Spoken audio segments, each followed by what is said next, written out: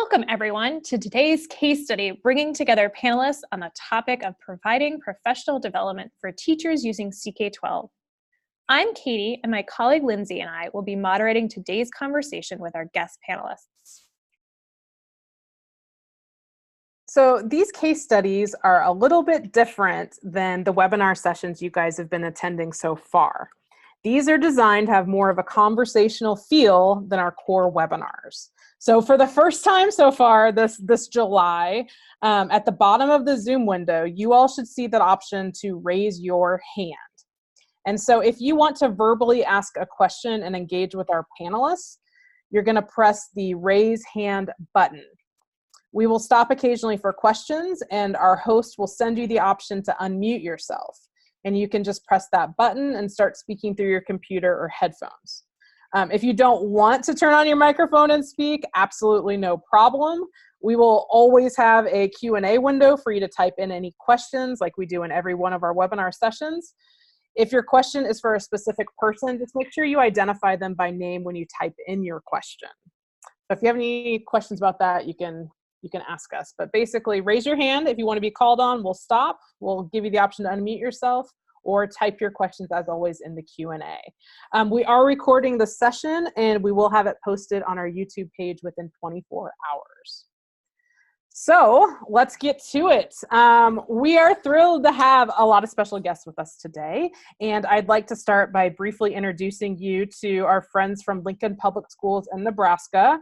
We are pleased to have Dr. James Blake, who is a K-12 science curriculum specialist, and Jason Thompson, who's currently a digital learning coordinator. James and Jason are both visionaries who have implemented CK12 at some of their middle school and high school grade levels, and they have really inventive ideas for how to get teachers involved in the book creation and implementation process, and also how to incentivize them to become CK12 certified educators. So I'll let them tell you more about this in a few minutes.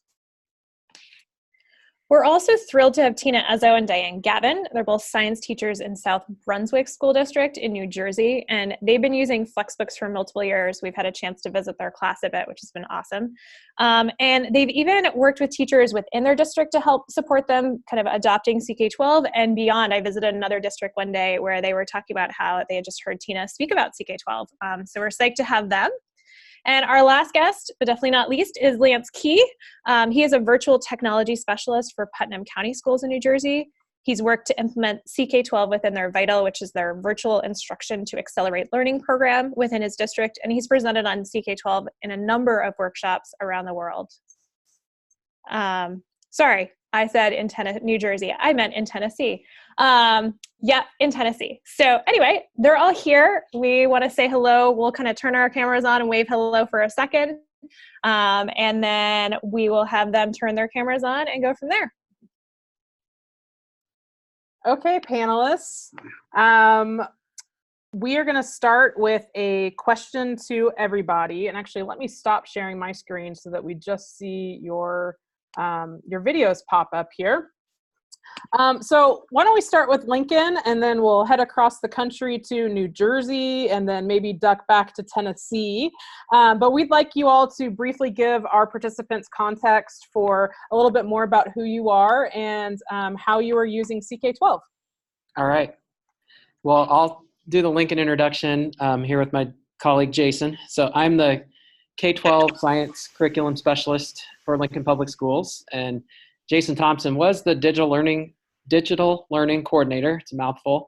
And now he's our curriculum specialist for career technical education. So we actually have the new digital learning coordinator, Betsy Barrett, who's joined us as a participant, who starts her role in August. So we're kind of doing our orientation with Betsy through this call. Just a quick overview of where Lincoln Public Schools was at. We're 60 schools, 42,000 students, and as we changed national voluntary standards with NGSS, our state adopted three-dimensional science standards, we are highly involving teachers in that book selection, material selection process, and we just felt like the professional commercial resources that were out there, we were lukewarm at best of meeting these new K-12 standards that were three-dimensional. So CK-12 became a front runner. In our district, if it was free, it was bad for a while, and we've changed that thinking. And so a couple of years ago, they allowed us to look at professional resources that aren't necessarily commercial. CK12 rose to the top. And over the last 2 years, and we'll talk about this in some upcoming questions in more detail, but it is now our textbook for all the middle school grade levels, grade 6, 7, 8. And we now are starting next year with 2 high school courses. So biology and geoscience will both use a CK12 Flexbook that Jason has worked really hard on. So he's going to speak to that process a little bit. But if you look at it, out of 6 required years of science that students start with in 6th grade all the way to graduation from high school, 4.5 of those years are now CK12. And I just want to put in there, you'll probably hear this a few more times, but it's really allowed us to reallocate our resources to meet more immediate classroom needs.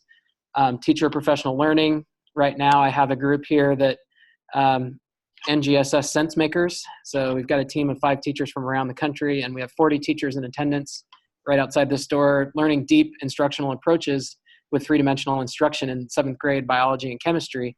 And the reason I think we've freed up those resources is because of having something like this in the STEM area with CK12 resource. Awesome. Thanks for that introduction. Let's head to Tina and Diane. If you guys can maybe just give us a brief introduction and kind of tell us how you're using CK12 and what's happening, and then we'll go to Lance. Hi. Sorry.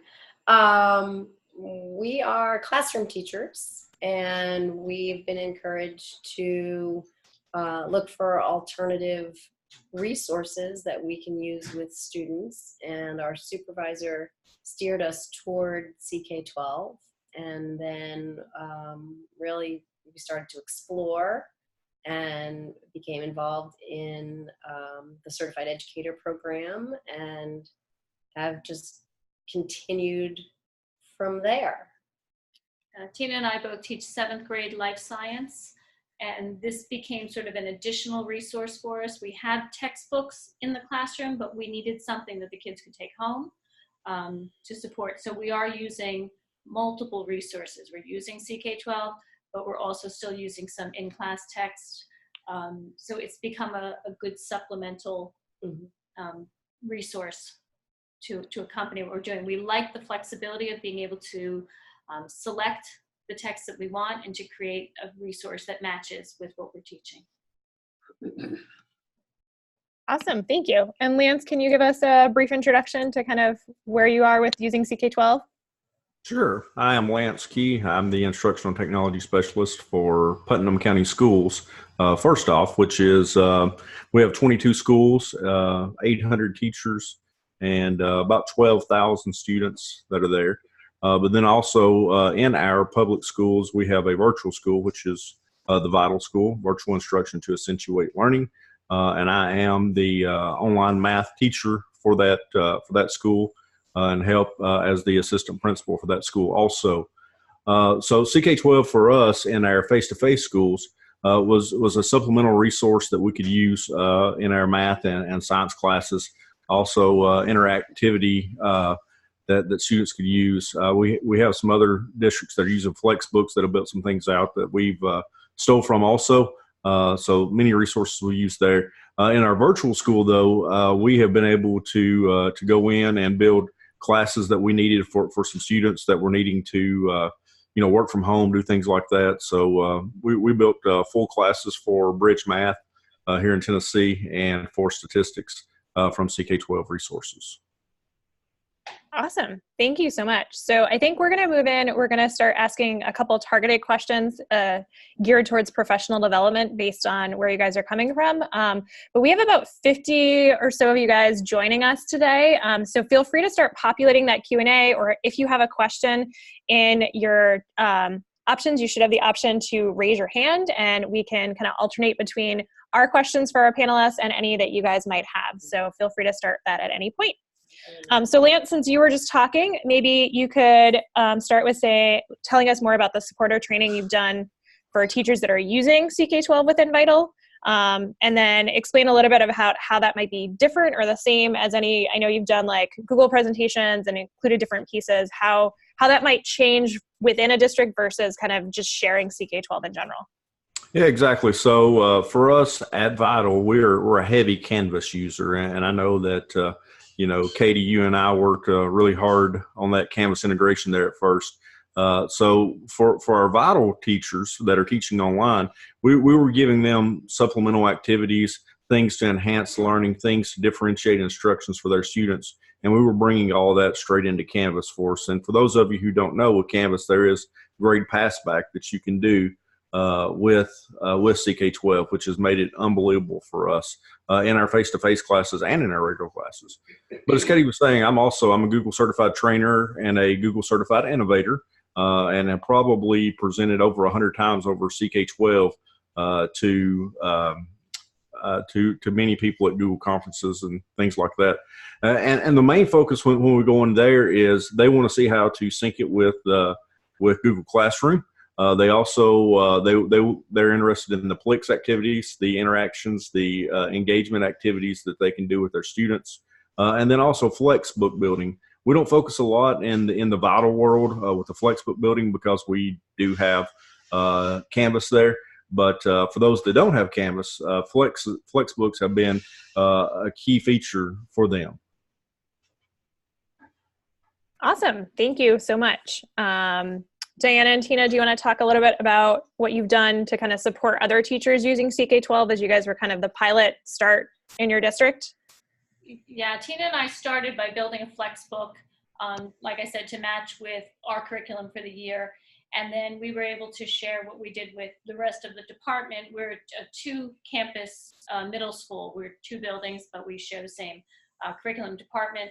And so we sort of shared that whole process of how to set up a book and shared the work that we had done with the teachers in the other building. So then the rest of our science departments started setting up their own flex books, but then that branched off into the 8th grade. They do all of the physical science, and the 6th grade teachers as well, I think, worked collaboratively to build their own book. Correct. So we've got flex books specifically created, for each grade level in both middle schools.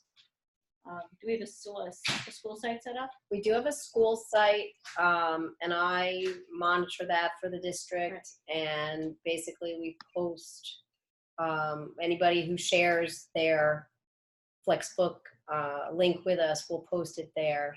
And then we've also had our special ed teachers go in and build a more grade level appropriate book based on the needs of the students, but it fit along the same topics. So they were able to take, the piece that we shared about how to create a flex book, and they were able to make it absolutely fit the needs of the students in front of them.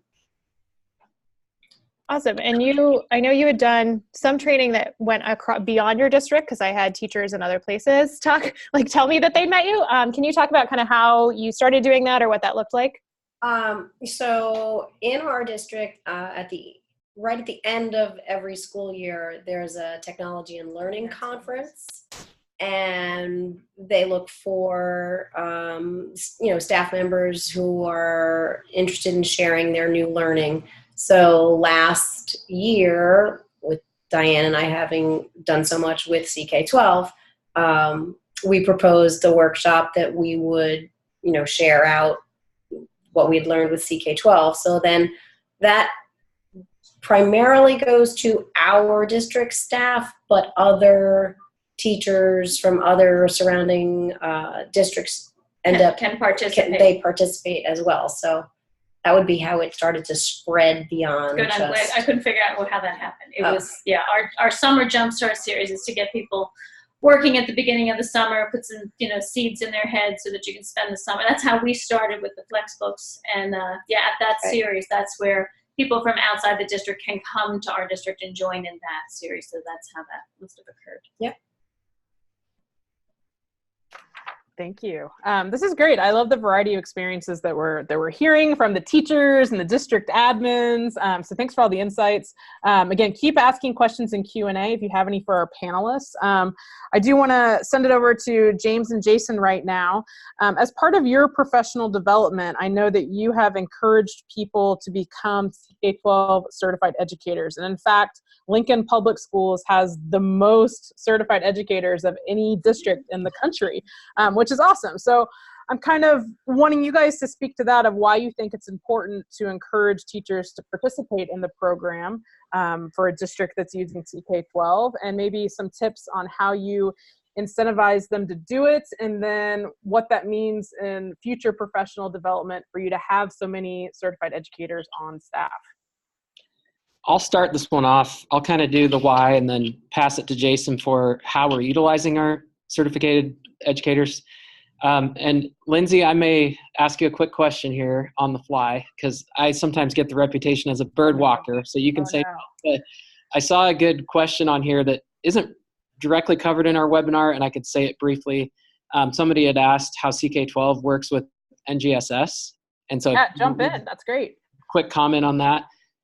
We're, I'm a president of a national volunteer organization, National Science Education Leadership Association. So I'm definitely a national stakeholder with the success of our new voluntary national standards. And one conversation we've had is, will NGSS come from a book? And I think those of us who've worked with it and understand, it's more about figuring out what's out there and not learning because it's the title of a textbook chapter. We know that that's going to not come from a book. And so where I see it fitting in with NGSS, and we haven't put as much effort, even as some state examples I've seen where they'll put in direct examples of the cross-cutting concepts or science and engineering practices into their book, we've completely left it out of the book. The book is just one more source of information. We haven't tried to 3Dify it, but it has freed up those resources. Another shout out I'll give to CK12 is your SIMs.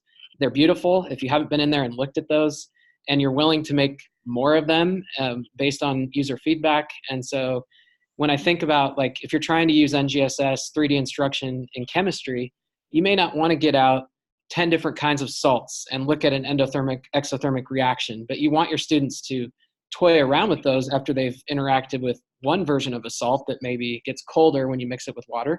And so you could have them dive into a sim to do some of that reasoning and sense making as they're trying to figure out, is this a physical or chemical change, and what's my evidence? So I think there's creative things, but again, just to directly answer that question, at least in Lincoln Public Schools, we've come to the conclusion that 3D instruction will never come from a textbook, so don't even spend a ton of time on that. Use the resources you may have saved by using a free professional resource to bring in the deep professional learning that we know needs to go along with a reform of this size. So back to the question. Thank you for speaking to that. I think that's really helpful for people. And it's just one district's perspective, but I do get out and talk to a lot of folks, and it seems to be an okay approach. Why was it important to encourage our teachers to participate, and how did we incentivize? I don't know if you can see here on my back, but I don't have a cape, and I also don't have web slinging capability. Just went to see Spider-Man last night. So when you're working with 60 schools and 150 science teachers, you can't always spend that deep amount of time with them to get professional learning needs. Jason is a great help. He can kind of troubleshoot with teachers, but we knew that instead of putting out fires, we wanted to prevent fires. And so we also know teachers love being excellent, and they can't always be in those seats and be treated as professionals, which means, giving them the compensation to be in the face-to-face professional learning. So the CK12 certificated was just something we jumped at, and I'm very excited to see we have the most in the country. So it was just simply providing a small stipend and then saying, in addition to the stipend, you're also compensated by becoming a certificated educator. And that was enough at this point for our teachers to feel valued as professionals and go through and complete that. I know it's a lot of work. I actually tried to eat my own dog food, so to speak, and jump in there and become a certificated. And I was one of the worst ones because I did not get in there as much as I should and did not complete. But it is something, it was very simple. It was just providing a little stipend, and then that certification was enough that encouraged them to want to go through that. as far as how we're utilizing them, obviously we've given a big dose to our district, having the most, and I'll let Jason kind of talk about the how. Yeah, like James said, we have 150 secondary science teachers, and we only have 7 hours of required professional development with them, and with all our other curricular needs that we have to address, it's hard to necessarily do PD all the time on CK12. And so having people that are certified, I think, helps a number of reasons. Number one, it can help just having an expert in the buildings, that maybe somebody's a little bit hesitant. They might say, okay, I got somebody in my building that I can go to. But we've also used them a lot in our own trainings. With having 100 teachers, some being, teaching all different subjects, some being high school, some being middle school, you have, when we do our PD, we would like to split them up because they have different needs. And so what we'll do is use our certified educators to help present CK12. That way, James or I aren't presenting CK12 and we can go present on something else. So we use their expertise to help train other teachers. We've also used them to create tutorials for us. When teachers are using it, I think sometimes that's the fear, is like, well, if I assign this through Google Classroom, what does it look like? What data do I get back? And so we've had some of our teachers that are well-versed in CK12 actually create tutorials for us. And then we can share that with teachers. And then that way, teachers can see what it should look like, what buttons they should press. Sometimes I think that's a fear with CK12, is just like, okay, I don't know how to use it. Yes, I understand it's a book, but how do I assign stuff? What data do I get back? And having those expert teachers to jump in and help train other teachers has been huge, because with a district our size, it's hard for James and I to get to 50 teachers when they need it. And so having those experts in the district to help with PD, help troubleshoot in their own building, create tutorials for us, has been just huge for us in moving the use of CK12 forward. And I had a few teachers, they're actually here today, that are certificated. And so I was thinking about bringing them in, but the PD is going so well, I let them stay with their group and engage in the professional learning. But they did say that for their own comfort, for just getting to that next step, even though we've had these for teachers, by teachers, professional learning breakouts, we've had Lindsay Kincaid's been great about connecting with our teachers directly through Zoom. We've had Carl from CK12 connect with our teachers, which is effective and engaging. They still like that personal time to get in there. It was still a value, and these teachers are very digitally proficient. So I think it's a worthwhile thing to stick with if you're adopting this as your textbook or resource. Thanks. So we're going to kind of, as I said, jump back and forth from some of our questions to some of our users' questions. It looks like a couple of our panelists have started typing in answers as well. For any of you guys joining us, you're welcome to kind of look at that Q&A and type in some quick answers if you want to address ones directed at you.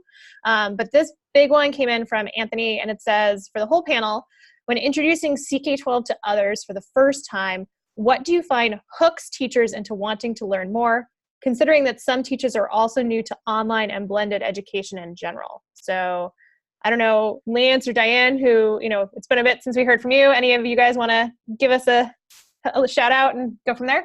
So one thing that I'll say is, there's not a silver bullet in education. And I think there for a while, a lot of us was looking for the silver bullet that was going to fix all situations and all cases. I think that one thing that the teachers I've worked with really like about CK12 is the different modalities and the different learning styles that it hits. I can take one read and all the activities that are built out through the reads. It's got the videos, it's got the example problems, it's got the reading parts, the hands-on parts. And I think that it hits most learning styles that are there. So you can take the one read that goes from one lesson and it hits it. And then you go from there to the adaptive practice. So the teachers are now able to spend time hands-on, one-on-one with students to work with them, and they're not having to look for high-quality digital curriculum. They're not having to look for practice for the students to do. It's all there for them. And now they're there one-on-one with those students, helping those students when they hit those problem areas. Can I just add? Please do so. When Tina and I approached doing this and looking at CK12, it was first introduced to us in the beginning of the school year. And I think timing is everything, because when someone introduces something to you in September, October, November, and goes, here's something new, go explore, in the middle or the beginning of the school year is not the time to do it. So when we broached doing the CK12 certification through you guys, it was the right time. It was the end of the school year, the beginning of July, when you've got time to think about it and plan. But what I liked most about the CK12 resources was the readability, the content itself, how the sections are divided up. They're divided up into small bites so that it just was so user-friendly. And then we'd hit sections where there'd be supplemental videos, and I'd say to Tina, oh my God, that's the same video we found. That's it. Like, it matched everything we did. And I thought it hit the standards well. So I just liked the quality of the text. I liked the breakup of the text. I liked the flexibility of it. So it just, when something meets a teacher's needs, that's what engages them. That's what makes a teacher spend all this time working on that resource, because it's a good resource. And that's what it was. Right. And our enthusiasm about the resource, I think it just, was something we shared as a part of our presentation to our colleagues. And it was intriguing enough that they started to jump in. Not everybody all at the same time, of course, but as more and more started to explore it, it's like they told their grade level colleagues, and they told their grade level colleagues, and it just started to spread very organically, I think. Awesome. We did have someone post in the chat window that their mic wasn't working. All of your mics are, just for the participants, all of your mics are muted. If you raise your hand, I can switch it over to allow you guys to talk. So if you did want to verbally ask a question, just raise your hand first and we'll go from there. We've been so excited about this hand-raising microphone thing. So I'm daring somebody. Please, somebody raise your hand. We really want to try this. We want to get you involved. We want to hear a voice. So do we have a hand? Okay, we're gonna take a question from an attendee with a raised hand. Thank you. We're excited. Go ahead, Amanad. Hello? You're good. Oh, okay. I kind of had a question, but also I just wanted to mention that, or just say that how great I think it is that they mentioned that special education teachers are using them, because I am a special education biology teacher. And so it makes me feel a lot better, because I'm like, oh God, am I doing something that's just going to backfire? So thank you for mentioning that. It makes me feel better. But and I think it might have been kind of talked about. I have a lot of new teachers in my department that are alternatively certified, and not that that's a problem, but they tend to think of like textbooks as like these big things that they're kind of like old school, even though they're new teachers. And so is there anything, like, I want them to take what I have and I want to be able to share it with them, and I want them to change it and stuff like that, but they kind of just get this feeling that I'm like, hey, here's what you need to do, or that I'm making them do something. So do you have like any negativity or pushback because it's like one more thing that they have to do? All right. When Tina and I started this, that what you just said about a textbook being cumbersome, like I said, we have textbooks, and when we opened up the original book that CK12 makes for grade 7, I said, this is great. Here's the whole book. Here's everything. We don't cover the whole book. Nobody can ever cover a whole textbook. So when we started with the flex book, our first goal was to just delete the heck out of anything that we could take out of there that we don't cover. I mean, to the point where it was like, if I don't directly teach it and I just want them to go to it for a resource, they can go to the other book. But I want my flex book to be as small and pared down as possible, because I want it to I want it to be lighter. I wanted it to be less stuff, exactly like if a parent opens it, like how far do I need to go in this concept with my kid. Our goal was to kind of pare it down, and then we would, when we have the kids log in and set up an account in CK12, we say, put our Flexbook in your library, but also take the regular textbook that you guys, that CK12 produces, and put that in your library as well, because it's comprehensive, has everything in it. But our Flexbook is chopped down to the bare bones for that purpose, because they start to get overwhelmed with, it's too big, I don't even want to open it. But when the sections are small and manageable and you've pared it down, then it made it much more manageable. And just another word about the special ed teacher, that we have like in-class resource, in-class support, and my special ed teacher was just here, and what she did is she's made her own Flexbook, and she's tapped into some of the third grade reading level to bring some of the reading level down. But hers, you know, it also, it's as little as possible, because if you want bigger, you can always go somewhere else and get more. So that was kind of part of our goal, to make something manageable. Yeah, and we did something similar. So as you were saying, teachers, they don't want just one more thing. They don't want something really big and cumbersome. So what we did in our face-to-face classes at our public school was we built what was called blueprint courses for our teachers in Canvas. We brought in all of the activities that we thought that they might need or might want to use. And then we pushed that down to all of them. And we said, this is a resource. So we tried to stay away from words like curriculum and like textbooks. When they hear curriculum, they're thinking a whole big cumbersome thing. And we want to say resource to them. This is because you're the teacher. You know what each student needs. And not every student needs the same thing.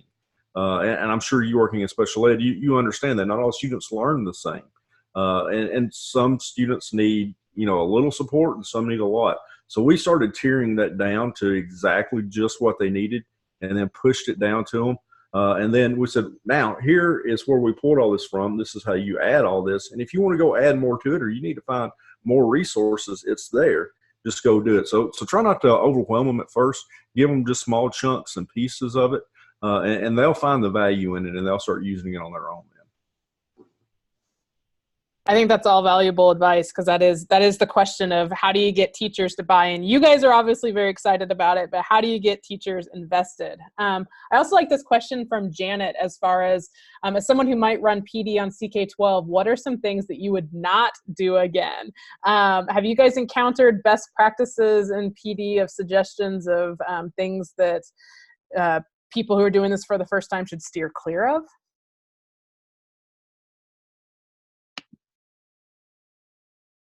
Or maybe our panelists get it right every time. One thing that I tried to do, and one of mine was I try to jump into building flex books too soon with my people before I really introduced them to the resources in depth. And they started pulling everything in from everywhere, and they got really big and unorganized really fast. And then they didn't understand the purpose of the flex book. So I think you should focus more on the content first, and the plexes and the simulations, and push it to maybe Google Classroom first and have them play around with it. And then after they see that, you know, they need a way to organize it, then take them into the flex books. I kind of did it backwards the first couple of times that I did the training, and it was a little tough. So that would be my suggestion of what not to do. Don't jump into flex books first thing. Learn the content and the resources first. And I think for Lincoln Public Schools, we did it perfectly, because we had Lindsay from CK12 come out and do our training for the first couple times. And I think that helped both James and I and some of our other certified teachers, just to see how somebody that works for CK12 presents it and does it, which I think that helped us then in the future kind of see, okay, what are the things to highlight to get teachers excited, and what are some things maybe to push back, kind of like Lance had said. And so, you know, CK12 has been very gracious to help us anytime we ask, like, hey, we're having this PD, could you help, you know, facilitate the PD for us? And so, not that we did anything wrong, but I think that would be a kind of the opposite, an area maybe where if you are nervous about first time PD, see if, you know, you can get some help from an expert. And we're a small team, right? I'm in Palo Alto right now, but I'm based in Kansas City. So the Lincoln is not a very far drive for me, but somebody on our team is usually available to at least jump on a web demo for your district, especially if we have, a week or two notice is perfect, but we all do rotate. That's why you guys have met Carl and we've got Katie. So yeah, anybody who's on this webinar, don't be afraid to email the team and say, we've got a big professional development day. We'd love a CK12 assist. Can somebody join us for an hour? And we always try to make that happen. The in-person thing's trickier, but online demo for sure. And like you said, that's a great way to, get you started and then, slowly transition to your local folks taking over the professional development. Cool. So I think, as you guys are planning these PD days, whether that's like with the assistance of CK12 or on your own, we have provided some resources that beyond the CEP session, the last on-demand one has a link to Google Slides presentation that we put together with some core resources. But I'm curious, for those of you guys that have done PD within your district, what other resources or materials or things do you think are important to kind of have when you do that training to kind of help with that process? So in our district, they've been big on providing bookmarks, kind of hit the highlights of everything that we needed. So when we did our PD, we also provided a bookmark on how do you access CK12. And I think that was useful, even though at the beginning of our workshop, as we were introducing it, we had our participants join, because we're a Google-based school, so we just join right through your Google account, and so we had them start out that way. But we basically took them through the same steps that we use with our students in the beginning of the school year. That when we were the first teachers introducing it to students, they needed to know how to get in and log on and use their Google account to do so. And so we just basically, what we did with our students, we also did with our colleagues in our workshop. We had them bookmark our flex books, and we, like when she says bookmark, it's like this very simple strip. Here's 5 basic steps. Just start very simple, and sometimes less is more. Just do a very simple introduction and let them run with it. Yep. And I think, just to affirm what you did, I think treating teachers as the learner, which I know is awkward because you're actually a teacher, but say, put your student hat on. Mm-hmm. That never can go wrong in professional learning, especially science professional learning. So yeah, having them dig in and try it as the learner. And then just to circle back, if it's about effective PD, that online, to be honest, I think the stipend was half of what I'd pay if you'd come sit there in a seat. If that helps you think about a way to incentivize, it fills a gap, just that flipped professional learning model that CK12 has already built. While you're on the screen, Dr. Blake, I was just reading the answer that you typed to somebody who was asking kind of in general of, again, stepping way back of how do you introduce CK12 in a district? And your answer reminded me of the process that Lincoln went through. So maybe go all the way back to the very beginning of how you got all the stakeholders involved and got them to buy into CK12. Yeah, and Jason's a part of the story too, so feel free to jump in. But I think that's kind of, is it a top-down implementation? Is it bottom-up? Is it both? And I'd say with us, obviously the teachers need to want it and it needs to serve your students. So the core, the why, is really easy to answer. But we do have a large district. We have like 200 people in our district office, so I think you could safely call us kind of a bureaucracy. So we protect the things that are good. So it is a little more effort to get things accepted. It's not just like you can just start doing something tomorrow.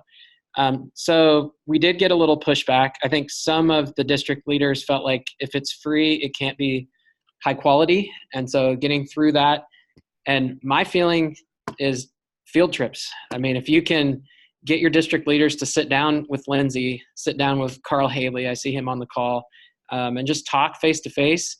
I think after one of those meetings, our head of computing services said, yep, I think this is it. When we went to a 1-to-1 district, which we are, the lid kind of comes off and it opens up the potential for these kinds of resources. And this is what we've been waiting for. And so he wasn't a science guy, but he could see that this was designed the right way. And then we went a step further, and I took one of our computing services top trainers, administrators. I took our head of library media services, and we went on the road. And I think it's this weird mix of people. I think it was CK12 that helped connect me to a couple school districts in a neighboring state. But we went over there, and it always exceeded our expectations. It was always even more than we could have imagined in terms of, like I said, with the resources, getting more directly to classroom needs, getting teachers to more professional learning than they'd ever had before, not just CK12 professional learning, but maybe a chemistry conference or a biology conference, because those funds were now repurposed. So it was amazing to me when it's the right thing. Even if your district practice or your district policy appears to be a hard mountain to climb, CK12 moved mountains in my district. It even cut through where we're not allowing YouTube videos directly with students through a student device.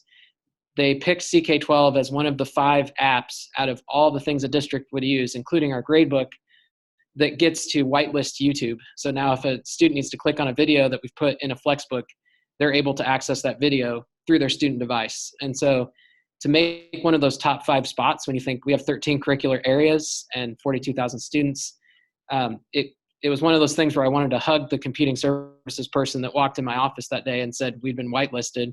But you know, it might seem daunting in a larger district. And I know some of you are the science department, you are the district. I've been that person too. You know, I taught in a town of 800, a school of 340. So the weight's on your shoulders. But again, so you wouldn't have as much hoops or convincing with safety and security and reliability that our district looked at. But happy to, again, I know they put email in the chat if you want to follow up with me offline.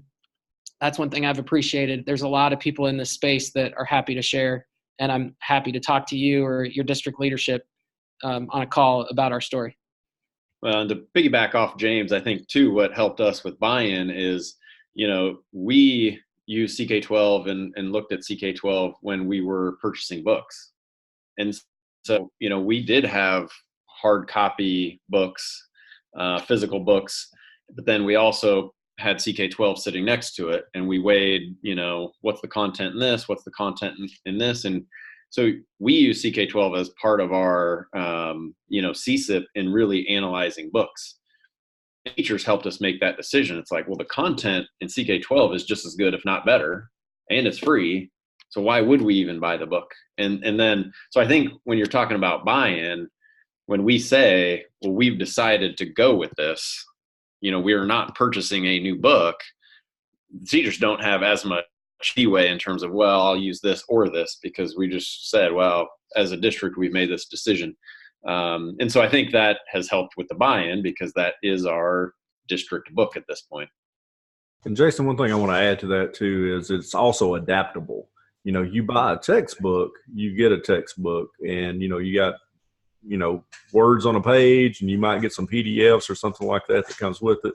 But with CK12, it's adaptable, and you can make it exactly what you want. And then you actually have resources and things, so you can go out and get other things to, you know, better enhance the learning experience for your students. So I think that adaptability is key here. Textbooks kind of lock you into something, and it's either good or it's not. And a lot of times our experiences has been that it, you know, hits about 30% of the standards that we're supposed to be hitting. So with CK12, I feel like the adaptability piece is something that we really need to point out.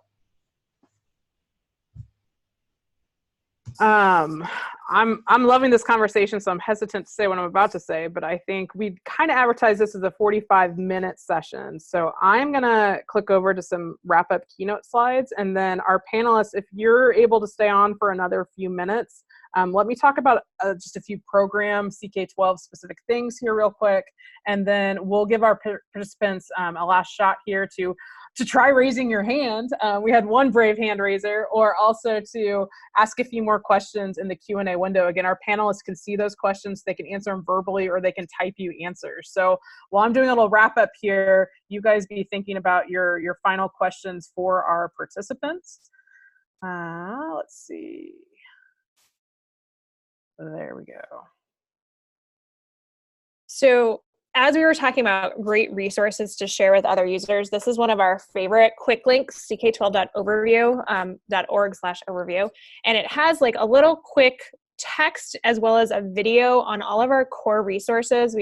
Those are great. You might see some of the people floating through some of those, and we'll continue to update our videos across our site. But there's a flyer at the top that has our latest flyer you can share with your colleagues.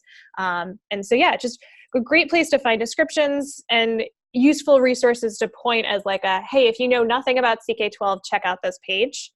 The other recommendation we have for you is our webinars page. And so for webinars throughout the summer, we're kind of in a separate certified educator program world. But throughout the school year, we offer live webinars. So I know we've had a lot of districts and teachers that kind of wrapped up their certification throughout the year or just joined us for 1 or 2 sessions. But you can always point colleagues towards our live webinars if they want to join us for the next one, or simply to watch a recording of a webinar and say, oh, that's a cool session, I want to learn more. I'm going to just sit down and watch that.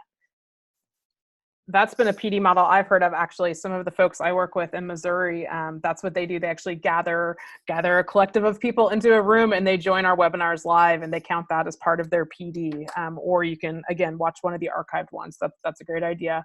Networking too, on our program page, if you haven't flipped over to the CEP alumni tab, that might be a place to check. This isn't comprehensive. These are people who voluntarily put their information and or their email address and their photos on here.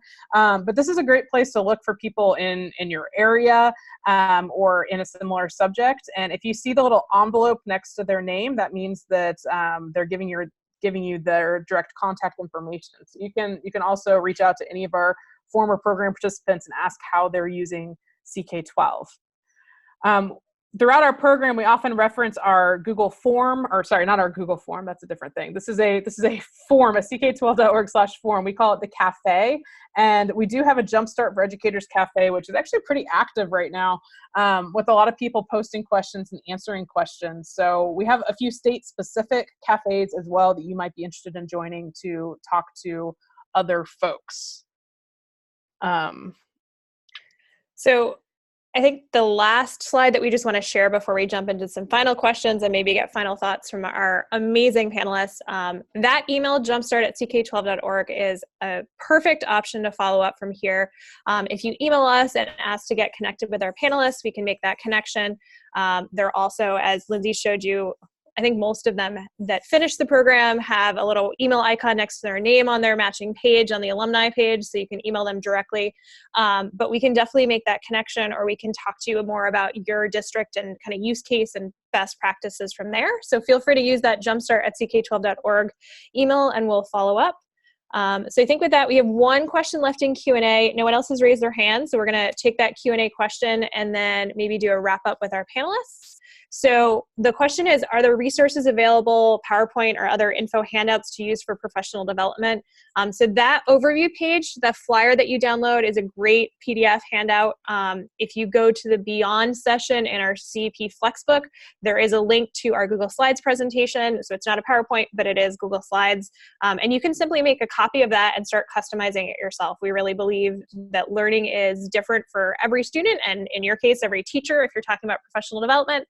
And so feel free to customize that for whatever session you are trying to do at this point.